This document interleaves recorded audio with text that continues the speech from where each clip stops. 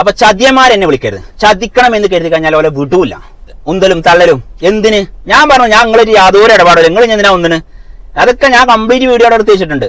എനിക്കത് വേണമെങ്കിൽ ഇന്ന ആവശ്യമില്ലാതെ ഉന്തി തള്ളിയ ആൾക്കാരുടെ പേരിലൊക്കെ എനിക്ക് പരാതി കൊടുക്കാം, കേസ് കൊടുക്കാനൊക്കെ പറ്റും. പക്ഷെ ഞാൻ അതിനൊന്നും തിരുന്നില്ല. അവര് പാവങ്ങളാ. കാരണം അവരിതൊന്നും അറിഞ്ഞിട്ടില്ല. പ്രത്യേകിച്ച് അവിടുന്ന് കോഴിപ്പീടിയക്കാരനൊക്കെ ഭയങ്കര ഡയലോഗായിരുന്നു. പക്ഷെ അയാളൊക്കെ പാവാണ്, എനിക്കറിയാം പാവാണെന്നുള്ളത്. ഇങ്ങോട്ട് ഈ കച്ചവടം കഴിഞ്ഞപ്പോൾ എന്നോട് പറഞ്ഞു, പിന്നെ ഒരു രോഗിയുണ്ട്, അല്ല കച്ചവടമല്ല, എനിക്ക് പൈസ 50,000 രൂപ തന്നപ്പോൾ എന്നോട് പറഞ്ഞു ഇന്ന ഒരു കുട്ടിയുണ്ട് 3 കോടി രൂപ വേണം, അപ്പോൾ എന്നെ കൊണ്ട് എന്തെങ്കിലും തരാൻ പറ്റും. ഞാൻ എന്ന് ചെറിയ ചില്ലറ പൈസ എടുത്ത് കൊടുത്തും ചെയ്തു. നമുക്ക് അവനോടൊന്നും ഒരു ദേഷ്യമല്ല. അവന് ദേഷ്യം ഉണ്ടെങ്കിൽ ഞാൻ ആ പൈസ കൊടുക്കും. കാരണം അവനൊന്നും കഥ അറിയില്ല.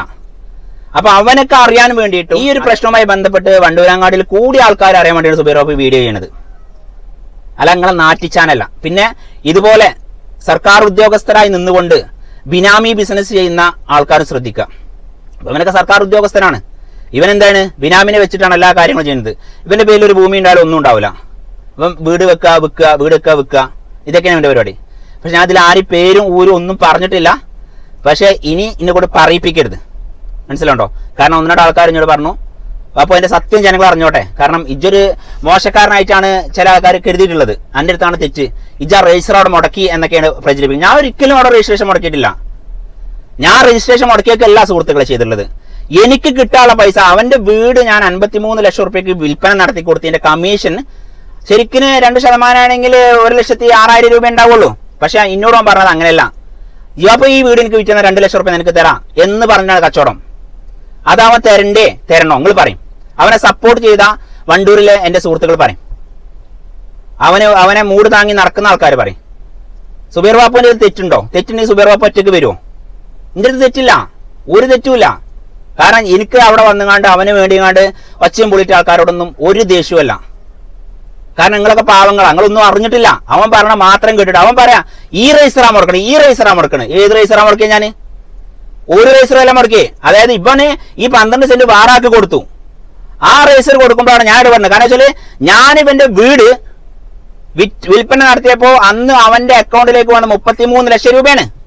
അന്ന് ശരിക്കും അവൻ 2 ലക്ഷം രൂപ എനിക്ക് തരണം. അവൻ മാന്യനാണെങ്കിൽ അവൻ തന്നില്ല.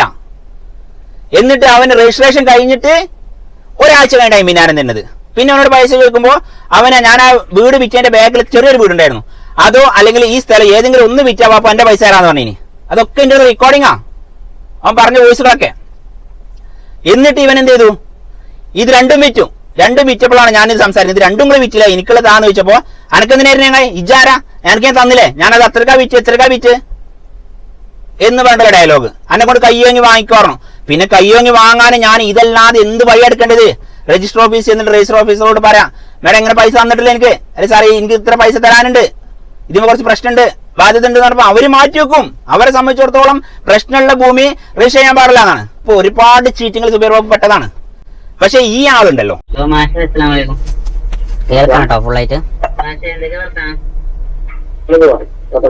എവിടെയാ? നിലമ്പൂർ. എന്താ പരിപാടി?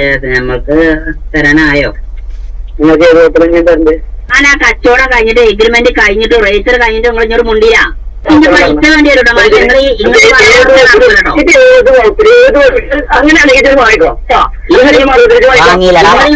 നടക്കൂല. ഇങ്ങോട്ട് പറഞ്ഞോ, നിങ്ങളിപ്പോ ഇത് രണ്ടും വിറ്റു. പെര വിറ്റങ്ങൾ അന്ന് നിങ്ങൾ മാന്യമാറ്റി സംസാരിച്ചോളൂ. ഞാൻ ആ ചെറിയ പെര വിൽക്കട്ടെ, എന്റെ ബ്രോക്കറേജ് തരാന്ന് പറഞ്ഞു. പിന്നെ മറ്റേ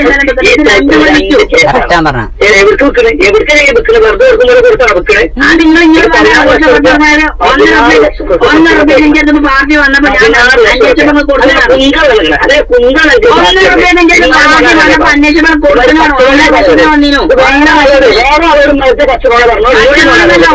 ഇങ്ങോട്ട് ചോദിച്ചിട്ടാണ് കൊടുത്തല്ല. വോയിസിൽ കേട്ട ഈ മാന്യനായ ഈ വീടിന്റെ ഉടമ എന്ത് ചെയ്തു? രജിസ്ട്രേഷൻ കഴിഞ്ഞ അന്ന് മുതല് അയാൾ മുങ്ങി. രജിസ്ട്രേഷൻ കഴിഞ്ഞതും അറിഞ്ഞില്ല, നമുക്ക് തരേണ്ട 2 ലക്ഷം രൂപ തന്നതുമില്ല. ഒരു ബ്രോക്കർമാരും കച്ചറ കൂടിയിട്ട് ബ്രോക്കറേജ് വാങ്ങാറില്ല. പക്ഷെ ബ്രോക്കർമാരെ പ്രകോപിപ്പിച്ചാൽ ബ്രോക്കർമാര് വെറുതെ നിൽക്കൂല. അത് ഏതിന്റെ ആളായാലും, ഏത് ബ്രോക്കറായാലും, ഏത് മീഡിയേറ്റർ ആയാലും ശരി, ഒരാളുടെയും ഹെക്കല്ലാത്ത പൈസ, അതായത് അനുവദനീയമല്ലാത്ത പൈസ ഒരു ബ്രോക്കറും കഴിക്കാറില്ല. അവർ കച്ചവടം ചെയ്യുമ്പോൾ ഡീലിംഗ് ഉറപ്പിക്കും.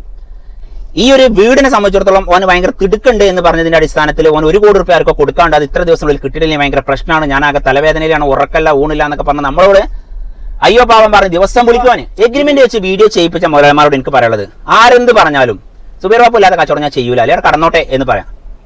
ഇനിയിപ്പോ അവർക്ക് നിങ്ങൾക്ക് ആ പാർട്ടിനെ ഒഴിവാക്കാനും വെച്ചാൽ അത് വിൽക്കും വേണം എന്നുണ്ടെങ്കിൽ സുബൈർ ബാപ്പുനുള്ള കമ്മീഷന് അത് എത്ര പേരാണോ അതിന് 1% എനിക്ക് മാറ്റി വെക്കുക. ഇതാ ഞാൻ എനിക്ക് പറയാനുള്ളത്. അങ്ങനെയാണെങ്കിൽ എന്നെ വിളിച്ചോളിയും.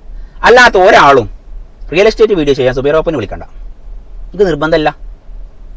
കാരണം നമ്മൾക്ക് അങ്ങനെ തന്നെ വിശ്വസിച്ച് ഇഷ്ടം പോലെ പ്രോപ്പർട്ടി എന്നെ വിൽക്കാൻ ഏൽപ്പിക്കുന്നുണ്ട്, ഞാൻ വിറ്റ് കൊടുക്കുന്നുണ്ട്, എന്നെ കൊണ്ട് കഴിയുന്നുണ്ട്, അതിന് ദൈവം എന്നെ അനുഗ്രഹിക്കുന്നുണ്ട്, എൻ്റെ പ്രേക്ഷകരായ നല്ലവരായ എൻ്റെ ഫോളോവേഴ്സ് എൻ്റെ വീഡിയോ ഷെയർ ചെയ്ത് സപ്പോർട്ട് ചെയ്യുന്നുണ്ട്.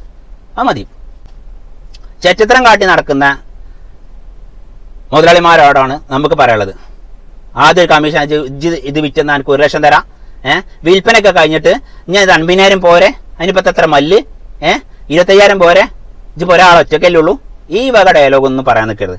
നിങ്ങളൊരു കാര്യം പറഞ്ഞ കമ്മീഷൻ കാര്യങ്ങളും മറ്റും ഉറപ്പിച്ചു കഴിഞ്ഞു കഴിഞ്ഞാൽ അതിന് തല പോയാലും വാക്ക് മാറ്റാത്ത അന്തസ്സുള്ള ആൺകുട്ടിയാണെങ്കിൽ മാത്രം സുബൈർ ബാപ്പുവിനെ വിളിക്കുക, അല്ലാതെ വിളിക്കണ്ട. എനിക്ക് ഈ ബ്രോക്കർ പണി എടുത്തിട്ടില്ലെങ്കിലും എനിക്ക് ജീവിക്കാൻ അറിയും.